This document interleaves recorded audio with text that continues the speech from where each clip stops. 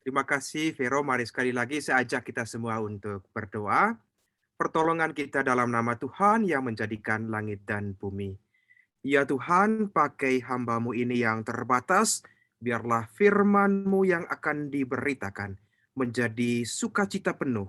Walaupun dalam perjalanan hidup ini kami semua yang sudah hadir, ataupun mereka yang dalam perjalanan, kami mohon sertailah kami dan berkatilah kami dalam nama Bapa dan Putra dan Roh Kudus. Amin. Terima kasih banyak Ibu Bapak, Saudara dan Saudariku yang terkasih di dalam Kristus. Wow, sangat bersuka cita sekali malam hari ini dan khususnya di bulan Februari tanggal 28 ya. Tak terasa kita sudah di penghujung bulan ini dan saya melihat tadi di Zoom ini ada banyak sekali dari banyak penghujung ya. Penghujung Hong Kong, ada Ci Lili, Ci Patricia dan yang lain, dan juga dari Labuan Bajo tempat asalku sendiri. Saya melihat tadi ada tulisannya itu Labuan Bajo. Tentunya Jakarta, Medan, dan dari bahasa ada di sini. Seringkali saya katakan gini, kalau gimana panggil untuk ibu bapak semua? Kalau dipanggil gini, opa oma, sama sekali nggak enak itu. Wah Romo, nggak sopan Romo, gitu. Harusnya panggil gimana? Wah, ibu bapak semua yang sudah makan garam. Oh, berarti lebih banyak di lautnya. Iya, kan orang nenek moyang kita kan pelaut. Jadi semuanya pasti punya banyak pengalaman. Karena di sini tadi saya melihat ada orang-orang yang sudah berpengalaman, udah makan garam dalam doa, karya pelayanan, dan lain. Anak-anak muda juga. Saya melihat tadi itu ada beberapa. Bahkan, waduh saya tadi itu sangat tersentuh dengan kehadiran Rara dan Kirana ya. Mereka mendoakan itu dengan ketulusan hati di dalamnya itu. Sungguh memberkati kita semua. Bapak, Ibu, Saudara, dan Saudariku yang terkasih. Inilah sukacita kita ya di akhir ini, sukacita Tuhan yang hadir dalam ya hidup kita di sini. Karena itu malam hari ini saya coba mengajak kita semua untuk bersama-sama merenungkan. Sederhana saja malam ini Ibu Bapak semua yang terkasih. Lebih banyak diskusi karena itu bahan yang saya siapkan ini sangat simpel, sangat sederhana saja. Ya berdasarkan pengalaman kehidupan kita, khususnya situasi dunia saat ini. Karena itu, saya dengan Bu Regina, saya katakan gini, Bu, boleh enggak temanya saya angkat tentang Tuhan turut bekerja. Kenapa Tuhan turut bekerja? Alasan yang mendasar adalah sekarang udah bulan Februari, besok kita Maret.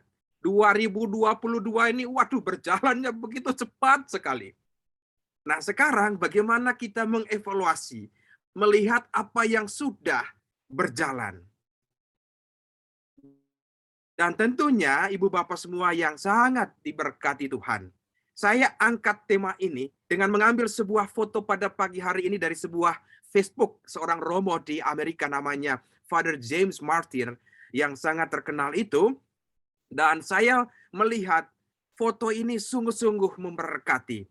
Foto ini terjadi di Ukraina saat ini. Dan tentunya Ibu Bapak semua ya sementara mendoakan situasi perdamaian Rusia dan Ukraina. Dan foto ini diambil di kereta. Dan kita melihat ini sebuah foto yang penuh makna. Seorang ibu, dia papa anaknya. Dan Romo James itu menulis itu Pieta. Tentu Pieta, Ibu Bapak semua sudah tahu. Bagaimana Bunda Maria, pangku anaknya Tuhan Yesus yang sementara menderita. Dan saya merenungkan perjalanan hidup ini adalah sebuah perjalanan iman yang tidak terlepas namanya salib kehidupan. Baru berjalan beberapa bulan, situasi ibu bapak dengan kami di Hong Kong tentu berbeda. Hari ini kasus corona kami, khususnya Omikron yang ada, itu 34.000, berapa. Nah, bayangkan, itu lonjatannya itu cukup mengerikan. Dan sekarang orang kemana-mana itu agak susah. Ke pasar sekarang itu semua makanan, minuman itu di mana-mana itu sudah dibeli oleh banyak orang. Lalu ada orang bilang itu panik situasi. Ya, ini situasi Hong Kong saat ini. Dan kemungkinan dari berita yang kami dengar bahwa akan terjadi lockdown dalam waktu ke depan. Nah, ini situasi Ibu Bapak, Saudara dan Saudariku yang terkasih. Situasi apa yang saya katakan sekarang, Tuhan dalam situasi ini dunia menderita. Dunia lagi sakit. Tidak hanya sakit fisik, tetapi juga banyak yang sakit mental. Stresnya karena situasi COVID di Indonesia, Ibu Bapak, sudah 1-2 tahun ini. Kita di Hong Kong sudah gelombang yang kelima. Dan inilah apa yang dinamakan dengan perjalanan iman. Karena itu saya coba mengajak kita semua untuk masuk ke kedalaman batin kita, untuk melihat kembali merenungkan bagaimana Tuhan itu turut bekerja dalam perjalanan hidup kita. Karena itu pertanyaan yang paling mendasar, our starting point tonight is, apakah Tuhan turut bekerja dalam hidupmu sampai saat ini? Sekali lagi saya ingin bertanya kepada kita semua. Apakah Tuhan sungguh atau turut bekerja dalam hidupmu sampai saat ini? Saya mengajak kita semua untuk sekedar sharing 1-2 menit. Saya tanya dulu Ibu Regina, apakah Ibu percaya bahwa Tuhan itu turut bekerja dalam hidupmu sampai saat ini? Ya. Ibu percaya ya? Nah, Ya, bagaimana sampai Ibu pada keyakinan Tuhan itu loh sungguh-sungguh bekerja dalam perjalanan hidup saya? 1-2 kalimat Ibu bisa sharingkan.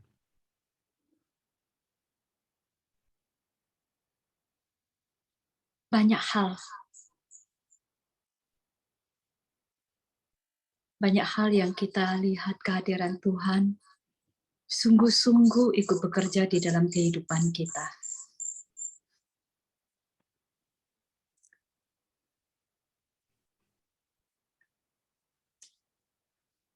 Contoh praktisnya Bu gimana? Tuhan Seperti bekerja dalam pertemuan. Aduh, sorry, ada.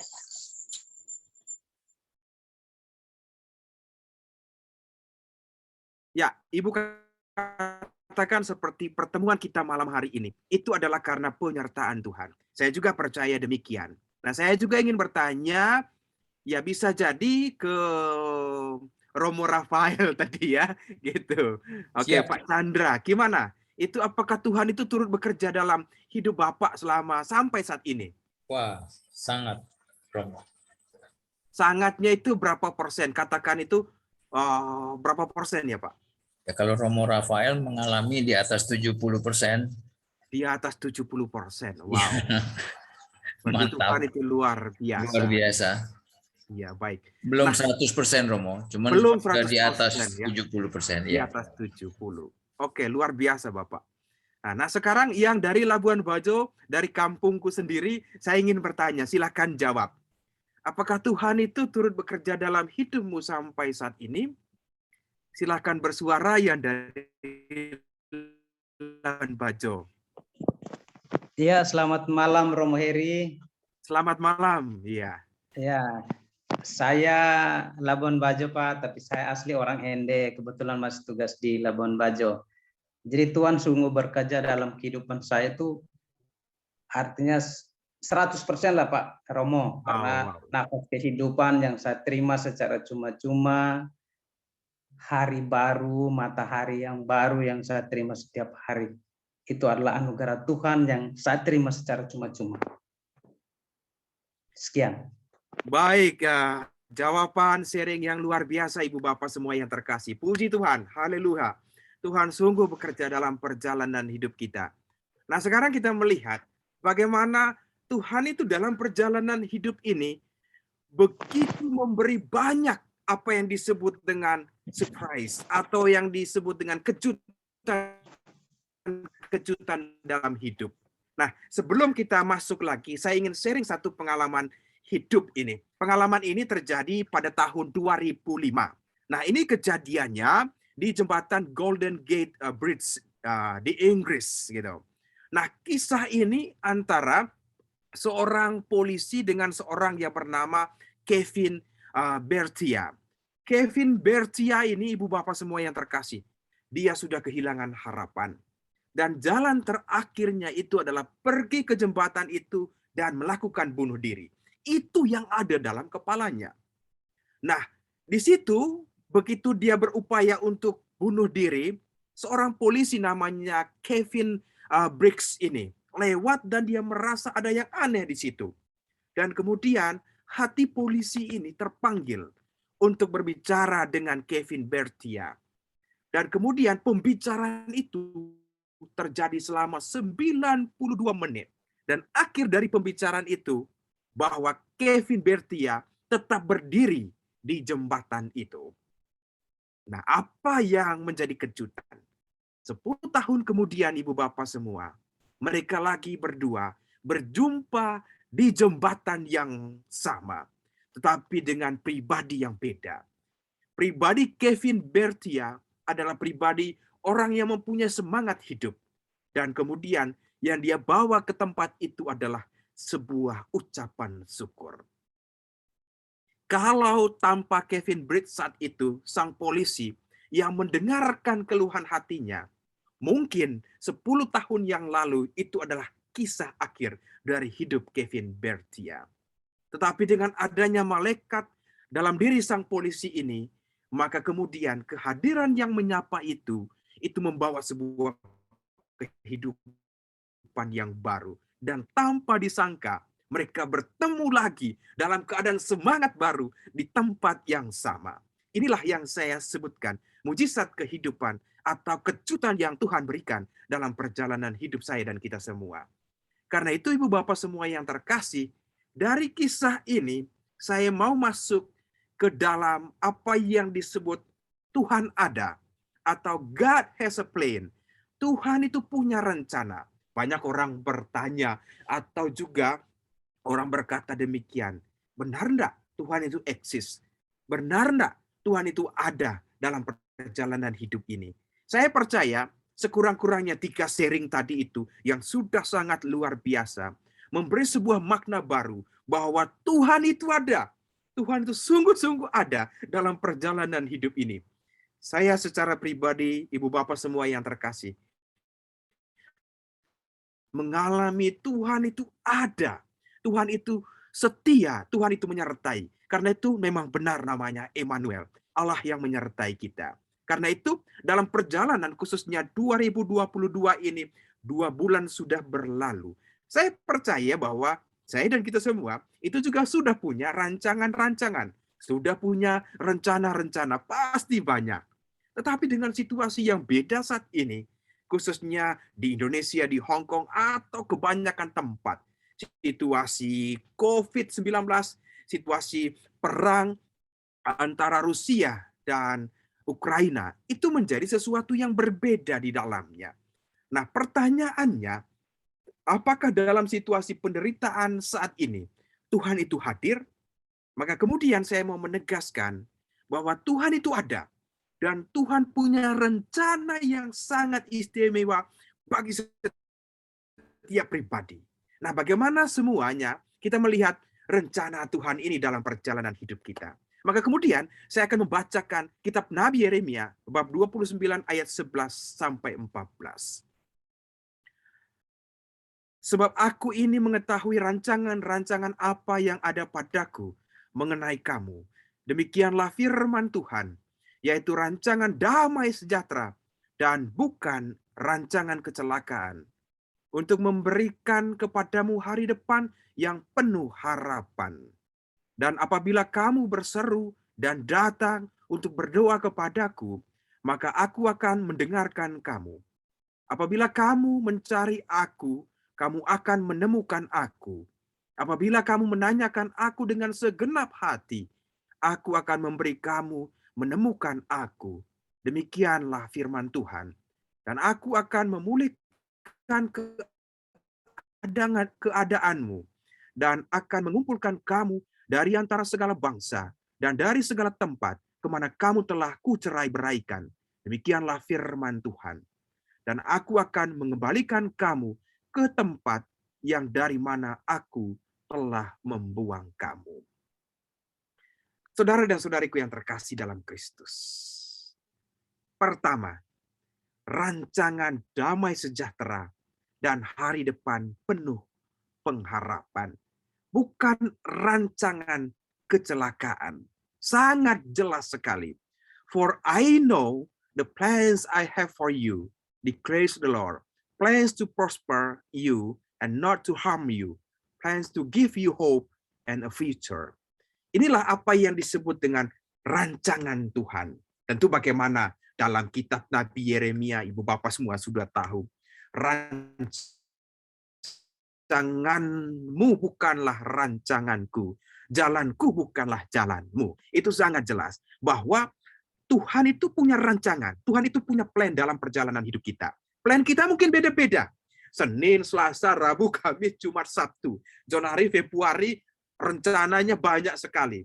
Wah, ngomong saja saya sendiri. Komunitas kami punya perencana bahwa kalau memang situasi gelombang kelima ini tidak ada, kami punya rencana yang banyak sekali.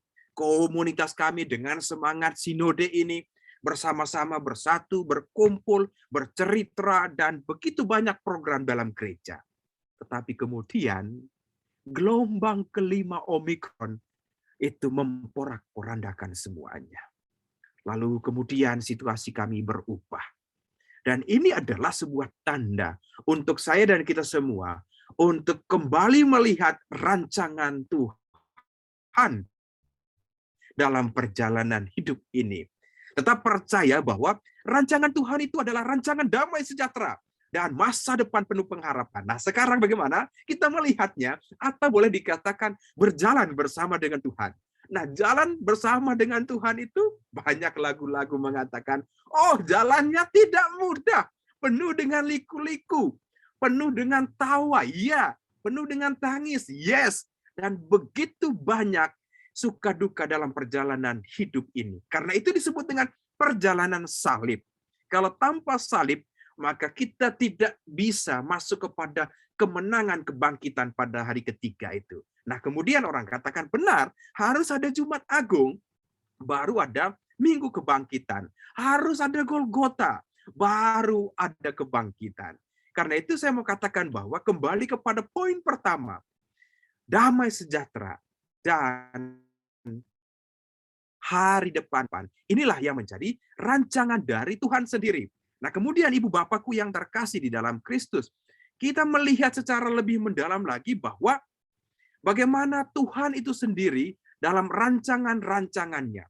Bahwa Tuhan turut bekerja dalam segala sesuatu untuk mendatangkan kebaikan bagi kita. Surat Rasul Paulus kepada jemaat di Roma, bab 8 ayat 28. Saya percaya Tuhan itu turut bekerja. Dan bagaimana kita melihatnya ini dalam dua poin ini. Poin yang pertama itu adalah dalam keberhasilan. Saya atau kebanyakan dari kita, kalau ngomong jujur, kalau misalnya, lulus ujian, itu pasti, waduh, senangnya minta ampun. Telepon pertama siapa? Orang tua. Kalau dapat pekerjaan, waduh, telepon pertama biasanya siapa? Istri atau anggota keluarga terdekat. Kalau sehat dari sakit, biasanya yang pertama itu adalah orang-orang sekitar kita. Dan banyak sekali yang menandakan sebetulnya kita itu lebih cenderung melihat sesama, bukan lihat ke atasnya. Sama dengan kisah dalam kitab suci, dalam Injil Lukas bab 17 ayat 11 sampai 19. Ibu bapak semua udah tahu kisahnya itu. Wah, 10 orang datang ke hadapan Yesus. Setelah sembuh itu, cuma satu. Itu pun bukan orang mereka. Datang bersyukur kepada Tuhan. Nah, ini kecenderungan manusia. Bagaimana dalam keberhasilan itu, umumnya itu mudah sekali untuk terhadap sesama anggota keluarga, tetapi kebanyakan lupa Tuhan. Yang kedua, bedanya sekarang ini dalam kegagalan. Dalam Injil Lukas bab 5 ayat 1 sampai 11. Saya percaya Ibu Bapak semua, beberapa minggu yang lalu kisah ini itu menjadi Injil di hari Minggu. Petrus dengan teman-temannya. Waduh, itu mengalami kegagalan. Malam hari, udah ke laut, kerja susah-susah. 1 ekor pun tidak dapat. Lalu kemudian siang-siang, Yesus datang di atas perahu Petrus. Dan meminta Petrus itu menyebarkan jalannya. Petrus pasti bingung. Dia berkata dalam hatinya, pasti gini, gue ini orang pelaut. Gue tahu sebetulnya laut ini.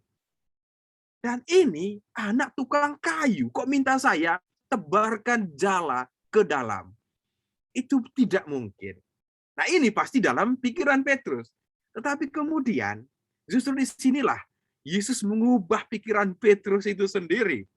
Setelah Yesus berkata, tebarkanlah jala. Dan kemudian setelah Petrus mendengarkan apa yang dikatakan oleh Tuhan Yesus, maka perahu mereka, jala mereka itu penuh dengan ikan. Jala koyak dan minta banyak orang bantu. Disitulah Petrus tersungkur di hadapan Tuhan. Dan memohon, Tuhan pergilah daripadaku. Sebab aku ini orang berdosa. Ini kisah kegagalan.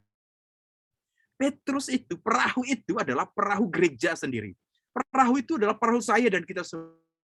Perahu kegagalan dalam hidup ini. Gagal ujian, gagal hidup rumah tangga, ataupun gagal dalam usaha, bisnis, dan banyak tetek bengek lainnya.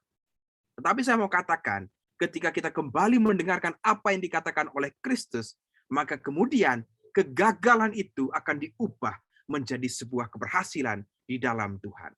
Karena itu memang menarik sekali bagaimana kisah yang pertama tadi dengan yang kedua itu beda. Keberhasilan, waduh, 9 orang lupa Tuhan, cuma 1 yang bersyukur kepada Tuhan. Petrus dalam kegagalannya, dia mengakui bahwa dia tidak layak di hadapan Tuhan. Saya mau katakan bahwa dalam perjalanan hidup ini, ketika saya dan kita semua merasa hidup ini sudah gagal, maka kita belajar dari Petrus untuk bersembah di hadapan Tuhan, berlutut di hadapan Tuhan dalam doa-doanya. Kemarin kami dengan anak-anak muda di sini ngomong tentang perjalanan hidup. Kuliah, baru kemudian kerja di Hong Kong, dan tidak mudah. Dan satu di antara mereka katakan gini, Romo, sekarang dalam situasi banyak kegagalan terjadi dalam hidup saya. Doa saya itu sekarang tuh kencang sekali. Kencang sekali gitu kan. Lalu saya katakan, kenapa? Sebelumnya kurang kencang. Lalu saya katakan, ayo kencangkan doamu. Karena dari situ engkau akan melihat kuasa Tuhan. Ini ibu bapakku yang terkasih di dalam Kristus. Nah kita melihat bagaimana Tuhan bekerja dalam perjalanan hidup ini. Di dalam kitab suci itu banyak sekali kisah-kisahnya.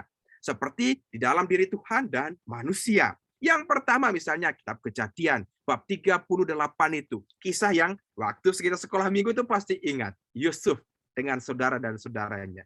Dibuang ke Mesir dan kemudian dia dipakai oleh Tuhan untuk sungguh-sungguh itu menjadi pembawa pengharapan, pembawa pembebasan bagi orang-orang Israel, bagi saudara-saudaranya sendiri. Saya percaya kita semua tahu kisahnya. Saya mau katakan bahwa Tuhan turut bekerja dalam perjalanan hidup Yusuf. Maka kemudian kita melihat dalam diri manusianya perumpamaan tentang talenta. Dalam Injil Matius bab 25 ayat 14-30.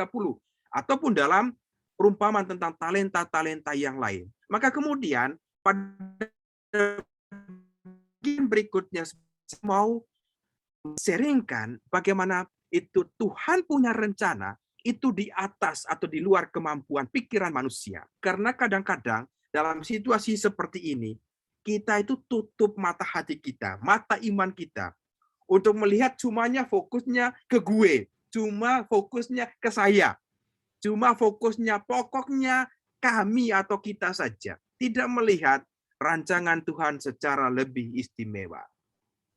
Kisah dalam kitab suci itu sangat jelas sekali. Kisah apa yang disebut dengan perjalanan 2 murid ke Emmaus. Kami di Hong Kong sekarang itu keluar rumah itu udah beberapa minggu ini cuma jalannya berdua-dua saja. Maka kadang-kadang saya katakan dengan umat, walaupun kita tidak ketemu, kemana kalian pergi dengan situasi yang ada, jalan berdua-dua, jadikan semua tempat adalah Emmaus yang untuk membawa kebangkitan bagi orang yang tidak punya pengharapan. Dan inilah pesan menurut saya adalah sebuah doa bagi dunia saat ini. Maka kemudian perjalanan Emmaus itu ibu bapak semua yang terkasih, perjalanan iman yang sangat luar biasa. Sampai mata mereka terbuka. Wah, ngomong tentang kitab suci itu belum sungguh-sungguh masuk ke dalam hati.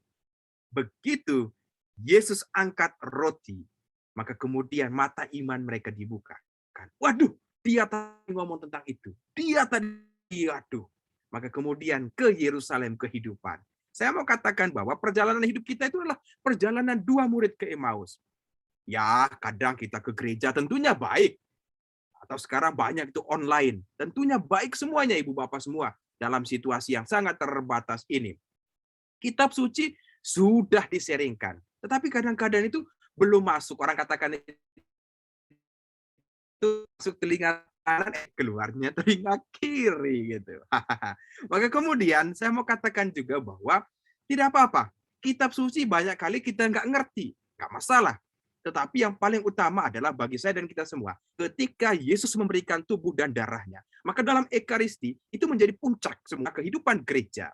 Orang katakan gini, seorang Romo dulu waktu kami di seminari menengah, kamu itu boleh di luar morat-marit, tetapi yang namanya Ekaristi jangan pernah morat-marit. Karena itu dalam Ekaristi itu menjadi puncak kehidupan gereja, puncak kehidupan orang yang percaya kepada Kristus. Namanya sakramen. Karena itu, Ibu Bapak semua yang terkasih, sepertinya dunia saat ini, itu hati kita tidak bisa paham. Apalagi pikiran kita yang sangat kecil ini. Masih ingat kisah tentang Santo Agustinus itu? Kadang-kadang kita memakai pikiran kita untuk melihat situasi kebesaran. Perjalanan dia mau ngomong tentang Allah Tritunggal yang Maha Kudus. Tiba-tiba dia ke pantai. Nah, sampai di sana itu dia melihat anak kecil. Anak kecil ini dia ambil itu air laut itu masuk ke dalam lubang kecil yang dia buat. Maka dia bingung. Dia katakan tidak mungkin kau ambil air laut yang begitu maha luas masuk ke tempat yang sangat kecil. Anak itu juga toleh. Engkau juga toh sama saja. Karena bagaimana engkau memikirkan Tuhan yang maha luas di dalam kepalamu yang sangat kecil. Saya merenungkan juga demikian bahwa perjalanan hidup ini adalah sebuah perjalanan seperti kalimat. Kalimat itu kita perlu ada tanda komanya. Tanda koma itu adalah sebuah kesempatan bagi kita untuk sungguh-sungguh merasakan bahwa perjalanan hidup ini kadang sunyi, kadang kita tidak mengerti. Dan kalau kita ingat bahwa memberikan saat kita ujian, nah, pada saat ujian itu, guru itu tidak pernah berbicara. Dia hanya diam. Saya mau katakan bahwa hidup ini adalah sebuah ujian dalam arti tertentu. Dan kita melihat bagaimana Tuhan turut bekerja dalam perjalanan hidup ini. Karena itu, bagaimana kita bisa mengerti tentang rencana Tuhan. Understanding God's plan.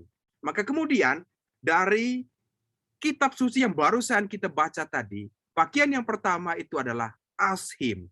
Tanya kepada Tuhan. Yeremia bab 9 ayat 12 sangat jelas sekali. 29 ayat 12 tadi. Dan apabila kamu berseru dan datang untuk berdoa kepadaku, maka aku akan mendengarkan kamu. Ini salah satu wujud bagaimana kita datang kepada Tuhan. Dengan Zoom atau grup doa seperti ini. Orang-orang yang sudah berpengalaman, sudah banyak makan garam, orang tua, anak-anak, anak muda berkumpul bersama dan berdoa. Asking God, bertanya kepada Tuhan, Tuhan bagaimana kehendak-Mu terjadi dalam perjalanan hidup kami. Bukakan mata hati kami, supaya kami bisa mengerti. Nah, setelah kita bertanya kepada Tuhan, dalam doa-doa kita, doa itu tidak harus ikut yang formal. Doa saja dalam hatimu, atau doa saja dalam perjalanan hidupmu hari ini. Misalnya, Tuhan, hari ini saya sangat capek sekali. Perjalanan saya ke kebun hari ini, atau ke sekolah hari ini, atau juga ke tempat usaha saya hari ini. Saya malam ini mau tidur. Karena itu, berkatilah saya. Nah, doa yang sederhana saya percaya Ibu Bapak semua punya pengalaman yang luar biasa. Dan kemudian, setelah kita berdoa, saya percaya bagaimana Tuhan memanggil kita. Come and follow me. Follow God, artinya mengikuti Tuhan. Apabila kamu mencari aku, kamu akan menemukan aku.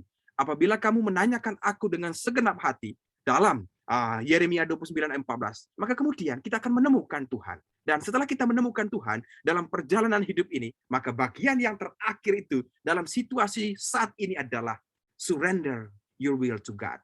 artinya serahkan semua kepada Tuhan. Berserah kepada Tuhan itu berarti Tuhan, saya ini nggak punya apa-apa. Injil beberapa minggu lalu itu tentang ngomong sabda bahagia. Berbahagialah orang yang miskin di hadapan Tuhan, karena mereka adalah empunya kerajaan Allah. Itu berarti bahwa Tuhan, saya ini orang miskin. Dalam situasi COVID-19 ini, dalam situasi peperangan, dalam dunia saat ini, banyak hal saya tidak mengerti. Tuhan, saya ini nggak punya apa-apa loh. Saya ini seperti anak kecil yang sungguh-sungguh kalau minta coklat itu pasti kepada ibu bapaknya, ya kan? Nah, gitu. Demikian juga saya mau berserah diri kepadamu saat ini. Dengan demikian, ketika kita menyerahkan seluruhnya kepada Tuhan, maka kehendak Tuhan itu akan terjadi. Memahami cara kerja Tuhan, ibu bapak semua yang terkasih, saya mau katakan demikian. Allah bekerja tidak pakai jalan pintas. Ini yang sangat-sangat penting. Allah bekerja tidak pakai jalan pintas. Bagaimana dalam kitab Keluaran bab 13 ayat 17. Musa itu berapa puluh tahun di padang gurun? Ada 40 tahun. Waduh, orang Israel saja itu 400 tahun di Mesir. Dan perjalanan hidup kita sebagai orang beriman, kalau kita masuk dalam rancangan Tuhan, itu bukan sekedar gini, membalikkan telapak tangan ini kan, enak sekali. Oh, mudah sekali kan? Atas bawah. Nah, kalau kita manusia, itu pasti rancangannya demikian. Oh, maunya cepat sekali. Seperti ini. Saya juga ada mie instan di sini. Ada mie ini, Bapak terkasih. Air panas, kemudian dimasuk, beberapa menit kemudian bisa makan. Ini mie instan. Jadi hidup kita itu kurang lebih seperti itu. Maunya itu instan saja, maunya Tuhan, sembuhkan saya sekarang juga. Kalau tidak bisa Tuhan, Tuhan tolong. Nah, ini doa-doa kita umumnya ya gitu. Atau banyak juga dalam perjalanan hidup berkeluarga, apa saja dalam hidup ini. Saya percaya ya kita masuk dalam lingkaran ini. Itu memaksa Tuhan supaya kehendak Tuhan itu terjadi segera mungkin. Secepatnya Tuhan. Itu tidak ada besok. No for tomorrow. Tidak ada hari esok. Yang ada Tuhan sekarang. Nah, ini perjalanan hidup kita. Nah, yang kedua, ibu bapak semua yang terkasih, Allah mau memberdayakan potensi yang ada pada kita. Karena itu Allah turut bekerja. Bukan Allah bekerja, tetapi Allah turut bekerja. Konsekuensinya bahwa manusia juga merespon bersama-sama. Karena dulu waktu saya masih itu sering dengar istilah ini. Ora et labora. Bekerja dan berdoa. Lu kalau cuma berdoa tetapi tidak bekerja, pasti tidak lulus ujian. Nah, sama saja. Berdoa terus di depan tabernakel. Tuhan, luluskan saya ujian besok. Sementara sendiri tidak pernah buka buku. Nah, ini kata Romo kami dulu itu mujizat, itu rosario juga mau sampai patah-patah pasti Tuhan tidak dengar. Nah, ini ibu bapak semua yang terkasih. Dan yang terakhir di sini, Allah bekerja berdasarkan hukum keseimbangan.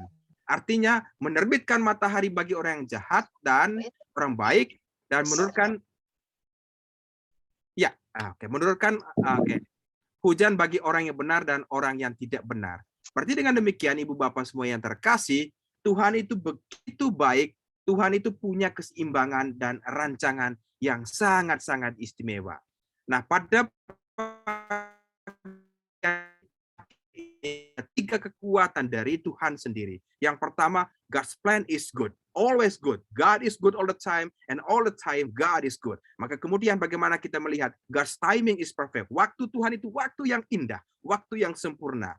Dan jalan Tuhan itu menghantar kita kepada pengharapan. Nah, ini tiga kekuatan dasar yang menghantar kita bahwa Tuhan pada saat ini bukan mencapai apa yang kita inginkan, tetapi yang Tuhan inginkan dalam perjalanan hidup kami. Karena itu kami percaya ya Tuhan, kehidupan adalah perjuangan yang tidak boleh kita hindari, tapi harus kita menangkan. Demikian kata Santo Padre Pio. Harus dimenangkan. Salib itu ada kemenangan. Perjalanan sakit, penyakit, dan semuanya dalam beberapa bulan terakhir ini pasti ada kemenangan di dalam Tuhan. Karena itu, Engkau telah menjadikan bagi kami dan kami belum berdiam sebelum Ia beristirahat dalam Engkau. Demikian kata Santo Agustinus. Dengan demikian, ibu bapak semua yang terkasih, dari banyak penjelasan, refleksi, dan sharing yang saya bagikan, saya mau katakan bahwa itu rencana Tuhan itu adalah selalu baik. Dan kadang-kadang prosesnya itu membuat kita sakit, membuat kita susah untuk memahami. Kadang-kadang kita merasa bahwa Tuhan itu begitu jauh, padahal Tuhan itu sejauh itu, ya sejauh doa saja. Ketika kita berdoa, maka kemudian kita merasakan karya atau penyertaan Tuhan sendiri.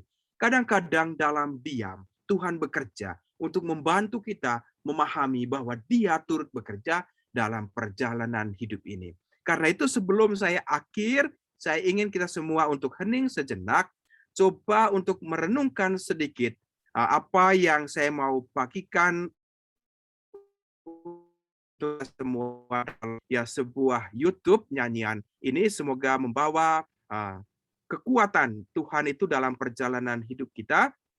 Saya buka dulu YouTube-nya, Ibu Bapak semua yang terkasih. Ya. Iya, oke, mungkin belum bisa.